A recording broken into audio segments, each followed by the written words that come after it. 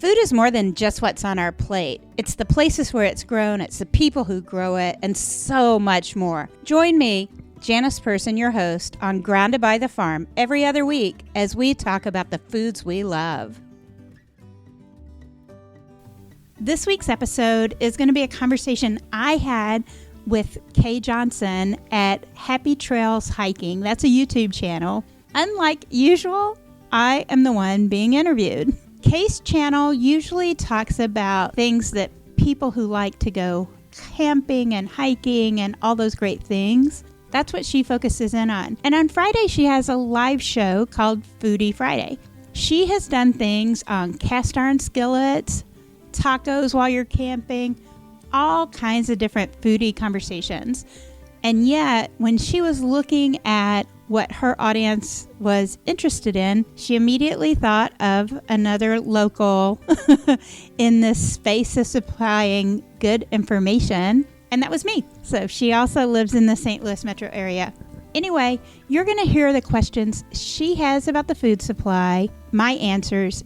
It so closely resembled the kinds of things I get in direct messages, questions I get on Zoom calls with friends and family, Facebook questions, that I decided it would probably do a great job of pulling together some of the things we've mentioned in various episodes, as well as introducing you to Kay, because I bet some of my people are hikers and campers.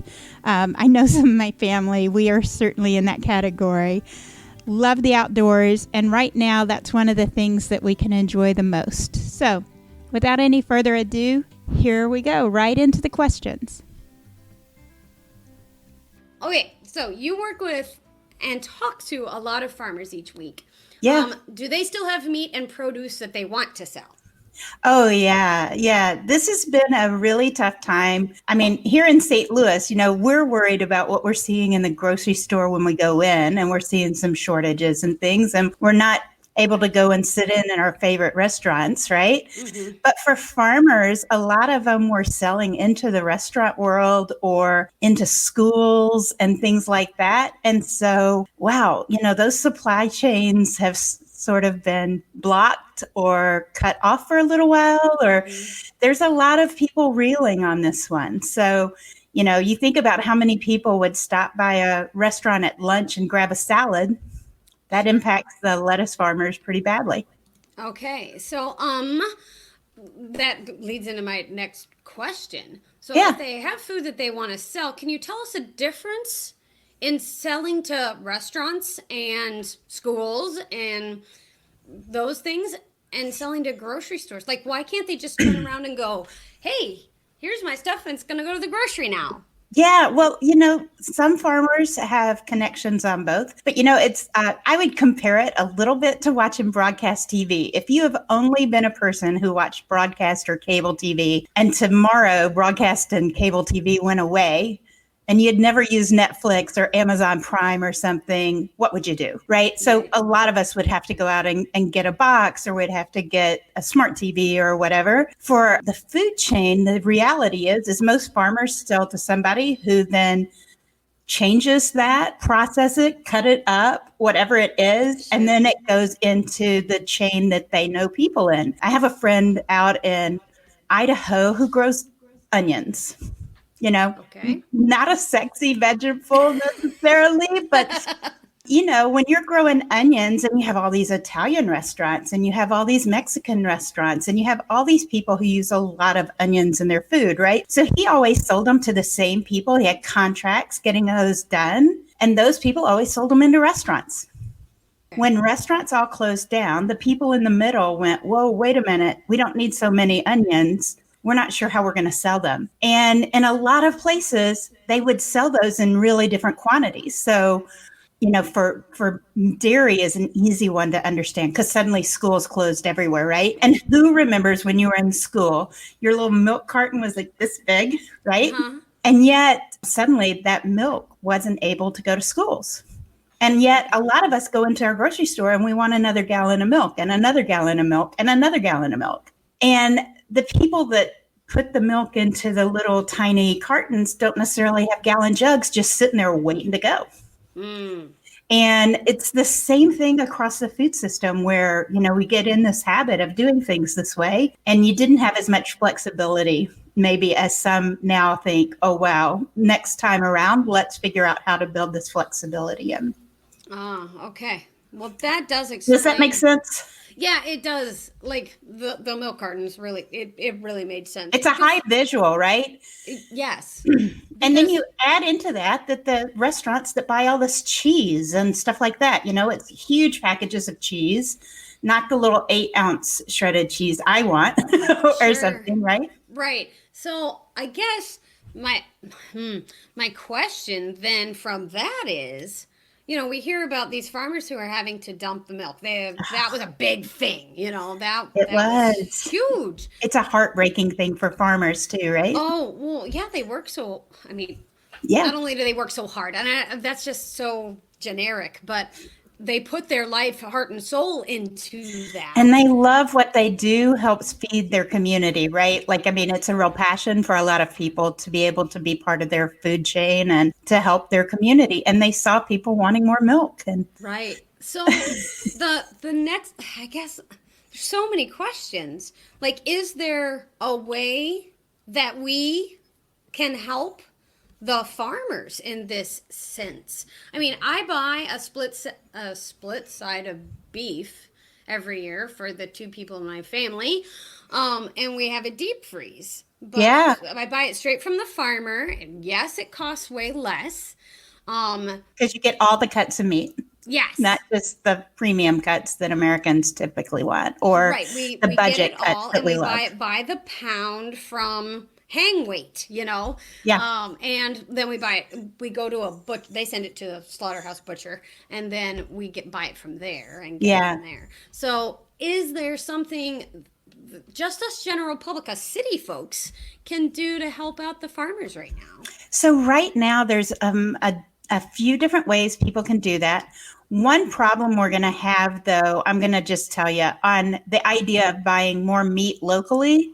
Right now, the issues we have with packing houses and stuff are also impacting those that kind of do it on a local basis. So some of this impacts food chain, even if it's normally a local one. They just can't fill the gap of everything, right? I have seen some really cool things happening in different parts of the country. Mm-hmm. And in some places like Memphis, where suddenly the farmers market wasn't going to be open, they actually had a list of all the farmers markets sellers that are normally there, how to get that directly delivered to your house or something. A friend of mine whose family grows avocados down in San Diego, they always ship avocados to people like me who love them, right? And early on, potatoes and onions were some of those things that nobody could get, right? Sure. I remember not being able to buy potatoes and thinking, oh my God, how can I eat without potatoes for a week? Which is really very silly, right? But it's just, you're used to being able to get what you want in our country because we are blessed with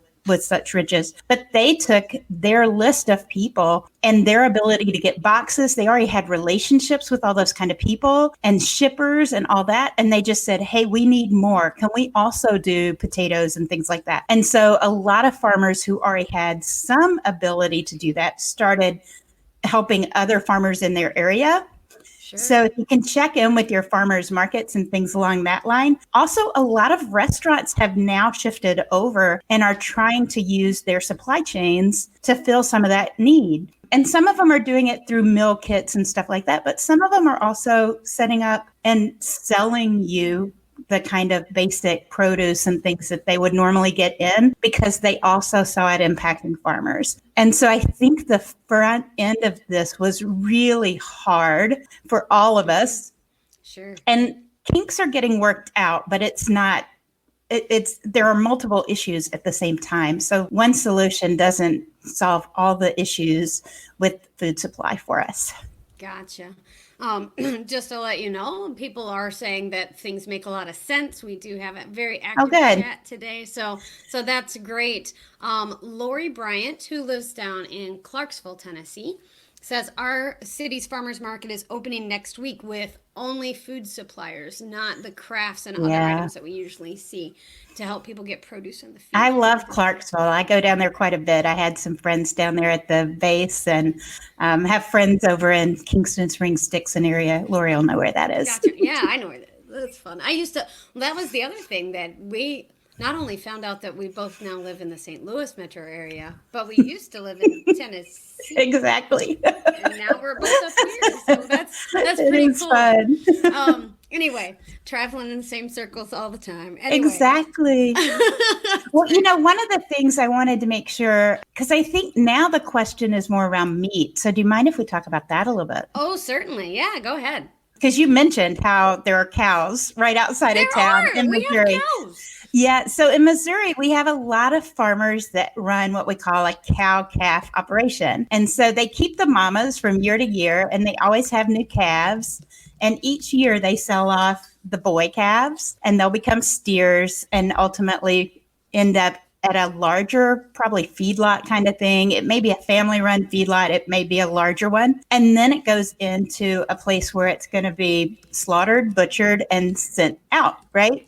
Mm-hmm. So if you think about it, I used to work in a grocery store in Memphis, and I remember our butcher kind of taking the sides of meat like you were talking about, right? The hang weight of a carcass, and then they'd cut it down. One of the issues is you have to go between the farmer and getting it slaughtered, right? Because farmers don't usually do that on site. And there's a USDA whole system for inspection of meat to make sure we get clean meat. We're not introducing bacteria and things. Sure. And so that's one piece of it. As these packing plants have a lot of employees, those employees live in communities that also have community spread of coronavirus. So those packing plants are beginning to have fewer and fewer employees come into work. And that means they're eliminating shifts, or they've got some issues around that side with employee health. And that's part of what's the bottleneck for beef and for pork and things along that line. Because suddenly you have these houses, these packing places that normally take in large numbers of cattle and pigs, and they're kind of shooting them off. Some of them go into restaurants and some of them go into grocery stores. They would be able to shift pretty quickly. And actually, I heard a lot of friends early on saying, oh my gosh, I just was at Costco. I had no idea now you could buy the entire prime rib and cut our own ribeyes and all this kind of stuff, right? Sure. And so early on, there were some of those opportunities where a friend of mine also got a restaurant-sized pack of bacon, which is like probably one of the most glorious things to get 20 pounds of bacon or 50 pounds of bacon, whatever it was. You couldn't see my face when you said that, but it was mostly like... I know. We were all like, where did you get it? I want to go. It sounds so beautiful. But, you kind of have some of those issues going back and forth. And suddenly our local butchers don't necessarily normally slaughter animals. Sure. So they may not have all the USDA inspection abilities and all that kind of stuff. And they may not have the skill set. I mean, I will tell you, for a lot of us, our families maybe have gone hunting at different times. And some people will actually dress that out in the field. And some people do what they have to do and then take it to a processing facility locally. And then that's all cut up for them and wrapped up in nice paper and immediately can go into your deep freeze. And that's what's happening on the pork and the beef side, is that the packing plants are really challenged with the number of employees they can have coming in. But the farmers have animals that are ready for that, right? Like they are always timing when animals are going to be ready for delivery, just like when our plant's going to be ready to harvest. It's the same thing with animals. And so they've got animals there that they're still feeding that they thought they would have sold a couple of weeks ago. And it's getting really tough because then there's added cost to the meat, but they're not going to get paid extra for the meat either, right? It's also complicated. Exactly. You just mentioned cost. So people are saying, wow, the cost of groceries just went up. And I don't want to say the cost of my groceries went up, but the cost of my groceries went up. But mostly it's because I I'm trying to only go to the store once a week. And so, Well, and for me, my cost of groceries went up because I used to go out to restaurants a few days a week, right? Like, yes. and so suddenly I'm cooking all the things at home. Right. But I am trying to waste less food than like I used to have lots of produce sitting here and then decide to go out to eat to dinner for, something. So. Right. Yeah. We've noticed a lot of new recipe things showing up on Facebook and Twitter and things. Hey, what'd you eat tonight? And things like that. And so many people cooking and baking, right? Like I know. The sourdough starters are crazy. My sister's had one for 1,000,000 years. Yeah. And actually it's 100-year-old starter that came from Poland somewhere along the line 100 years ago. But she's been feeding a sourdough for a long time and she couldn't get flour, right? So flour is one of the things. Right. If you look on farms today, if you look at various places, there's lots of wheat. Mm-hmm. The wheat crop was okay last year, so wheat is still there. But a lot of it was processed. So people like my sister bought 50-pound bags of wheat because she will go through 50-pound bags of wheat. A 5-pound bag is more than plenty, right? Even companies like General Mills are saying they offered so many Rachel says, I've never baked so many cookies in my life. And she's in the UK. So, I love that. I love that. Yeah, but even General Mills told their employees at headquarters, look, this is a crisis. If some of you want to go work in the plants, we would appreciate your help.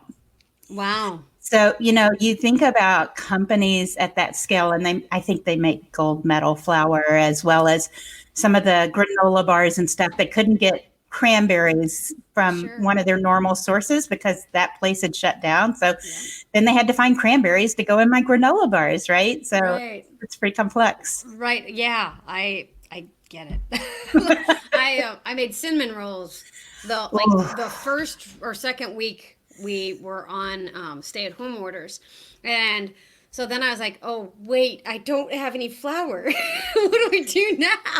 And then I ran out of brown sugar. And so I was like, no. I know. It's really challenging. And I think for a lot of people, they're like, I don't understand, right? Like, they don't. Even at Christmas, when so many people are baking, there's lots of sugar and there's lots of flour. But that's a predictable upswing in what you're selling, right? So they always stock up. And I told people, they usually have end caps of extra. They have a full center aisle for your baking needs that have lots of extra pallets of sugar and flour. And this was not one that's expected. And I would say probably for me, baking is the last thing I do when it starts getting warm. Right. Right. Well, nobody goes on spring break and starts baking. We start baking at Thanksgiving and continue all the way to January, Yeah. But I'm like you. I wanted my mom's coffee cake one weekend, right? Like my mom used to make it for us when we were kids. Mm-hmm. And that really sounded fantastic. So the next weekend I made sure I had the goods I needed. Like what was left? What was I missing? Right. Right, exactly. I totally understand. So I think we may have already answered this a little bit, but I want to make just sure we're very clear here. I keep hearing people say our food supply chain is broken. Like that's, I've read that more than once on social media. So the way that's changed in the last few months is the restaurants and schools have closed and the people who were supplying things to them so it's ready to supply them to grocery stores. For me, I think about it. I love that Rachel likes the coffee cake idea, by the way. I can send you that recipe. Rachel loves food. I know her personally. But I think we talk about a food chain and it's really a food system, right? Because there's not just one place. So I personally get a lot of things from the grocery store. I get some things from farmers. I get some things from a farmer's market, right? So I have multiple supply points myself. And then I love restaurants. I am not going to lie, right? And the thing is this is kind of like had a stress point on some with really crazy increased demand on grocery stores and no demand all of a sudden out of restaurants and no demand out of schools. And so it's moved everything there. I'm so sorry. Desmond's Dondra says, it's really not broken. It's just become inflexible. Is I that think that's a good way of putting it. And I would say it's just like Stretch Armstrong, that where some sides are stretched out to the max, Uh-huh. and some of them just kind of got stopped. There's like a blockage there for now because it's not moving forward. So I like that Gotcha. idea. Cool. And Piper says, me too. I was eating at restaurants almost daily. That's Yeah. that's Yeah. I love lunch hours with friends to get me out of the house. Like I work from home on the regular. Working from home is not unusual to me. I'm just used to getting out during the day or at evenings to go see people and visit at over a bite of food somewhere. And this is very strange yeah, not it's to be doing bizarre. that. I agree. Matt and I used to, well, he'd get off work and come home, and we would meet at a restaurant. And that, yeah, it is very strange. Yeah, yeah. I mean, it's changed so much of our routine. And early on, it's really interesting. Early on, we immediately saw our routines changing, right? And people who have children, I can't even, God love them, that immediate shock to the system of suddenly having homeschooling and working from home and everything. Well, and the college kids coming home too. Yeah, And yeah. when they weren't Out of expecting nowhere, that at right? all. Yeah. And then you had farmers who are normally very much socially distancing on their farms anyway, right? Sure. And the issue with the pandemic wasn't really hitting their neighborhoods, like their friends and family weren't getting it yet. And so for a lot of farmers, it was really hard to understand what was going on because you don't feel it the same way, right? Makes sense. And you'll Yeah. see it online, but you won't understand it the same way as you feel it. Of And course. so I think that's where a lot of consumers have been as they saw reports of produce dying in the fields because farmers didn't even want to pay to pick it, right? Mm-hmm. And we're all sitting here going, oh my God, I would have eaten all those strawberries myself, right? Right. And I a would have eaten them lot, all. right? And a lot of us think, oh my gosh, that I would go get a pig now. I'd go get a pig and I'd have my own bacon. But you have to think about the reality that you then have to slaughter the animal and butcher the animal and Right. and the systems that allow for that right now also have people who are sick and also have And have to be careful. And yes. exactly. I have a friend of mine who works for a large farm store, and they get chicks in Oh, nice. every year. And so, of course, people who want to raise chickens buy Yes. the chickens. Well, when this started happening, like back in March, he said that they had people coming into the store to buy chicks who Constantly. knew nothing about buying chicks or The raising same with chicks, gardening. The same with gardening. and thinking they were going to have eggs in like A day 3 or or two. 4 weeks. I'm like, oh my gosh, really? Yeah. Well, this is a great opportunity for so many of us to learn more about how our food is grown. And that's part of what I really love doing is kind of shining a light on how that all Right. happens. If one of my moderators could go down into the description and grab Janice's link for Grounded by the Farm on YouTube, that would be amazing. And drop That would be that in the awesome. chat. Because there's so much content there, and your podcast is wonderful. I just love listening to you talk. You talked at me, and I worked yesterday a lot. So That's great. I guess my last question for you, and thank you so much for filling so much time today. This is great. Do you think that our food supply will go back to normal like it was before? And what steps is it going to take to happen? That one's a really tough one. I don't know that it's going to go back to exactly what it is any more than I think working from home or going to school is going to be exactly the same. I hope that the food system, just like every other part of our society, kind of looks at this and goes, how can we continue to improve? And that's a really great opportunity for us. How can we do this even better than we were doing it before? And so I would love to think for some of us, we've decided maybe we would like to buy some things direct from farmers, and let's do that. But let's make sure we also have good grocery stores in town for people that don't have that luxury. Or, I think for a lot of us, we may love that idea, but occasionally we just want a good steak, and maybe we've eaten all the good steaks out of the freezer. right? Mm-hmm. And stuff like that. So it's nice to have these multiple points. Hopefully restaurants get back online and are able to do some really cool things in the near future, because I know that that part of our supply has really been challenged, and that employs a lot of people too. So just like on the farm side and farm workers, a lot of food workers in the grocery stores, all of those people are being impacted. Yes, yes. Awesome. Well, thank you so much, Janice, for coming Yeah. today and talking to us about the food supply system that we have. I really hope you've enjoyed that. I hope you take time to go over to YouTube and check out Happy Trails Hiking. See what Kay is up to. She has a lot of programming going on. There's a lot of information coming out over there. It's fantastic. We also have a YouTube channel for Grounded by the Farm and have quite a few tours. There's the tour of lettuce farm and mushrooms and crawfish and some of those kind of things. Not able to do quite as many of those these days with the lack of travel, but we're going to pick it back up. Please go ahead, if you're a YouTuber and you love watching things there, hit subscribe there. You can always go over to groundedbythefarm.com. That's our hub of information where you get videos, podcasts, and the blog post. Things like recipes and stuff have been going up. The recipes on avocados were a big hit in some areas. Hope you guys enjoyed this episode. We will be back talking to a farmer in our next one. We have a few of those already lined up, so I'm not sure which episode's actually going to launch first, but we have a few really neat people that we'll be talking to over the next few weeks. So thanks so much. Goodbye.